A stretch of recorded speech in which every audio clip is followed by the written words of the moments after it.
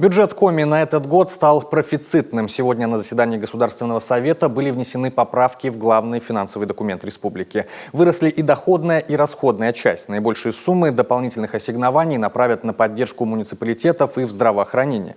Как рассказала зампред правительства, министр финансов региона Галина Рубцова, доходы республиканского бюджета увеличатся на 7 миллиардов 200 миллионов рублей за счет положительной динамики по налогу на прибыль организаций. При этом расходы возрастают на 2 миллиарда 300 миллионов. В итоге общий объем доходов в этом году 84,3 миллиарда, расходов на 900 миллионов меньше. Таким образом, регион ушел от дефицитного бюджета. Наибольшие ассигнования приходятся на поддержку муниципальных образований. Им перечислят свыше 1,4 миллиарда рублей. В этой сумме расходы по коммунальным платежам, субвенции на дошкольное и школьное образование и дотации на сбалансированность бюджетов. Кроме того, в Инте в связи с ликвидацией единственной шахты и закрытием предприятия выделяется 80 миллионов. Решено возобновить предоставление грантов муниципалитетам по результатам оценки эффективности их деятельности. На это предусмотрено 50 миллионов.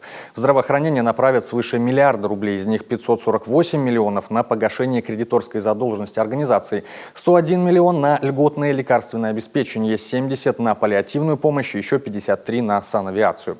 По линии сельского хозяйства будет выделено 70 миллионов на закупку комби-кормов. Из-за холодного и дождливого лета многие организации не смогли заготовить корма в нужном объеме. На отстрел волков и медведей дополнительно выделяется почти 4,5 миллиона рублей. Вносятся изменения и на 2020-2021 годы. Так сокращаются возможные расходы на обслуживание госдолга, так как республика в этом году не берет кредиты. Сэкономленные средства пригодятся при реконструкции республиканского стадиона к чемпионату мира по хоккею с мячом.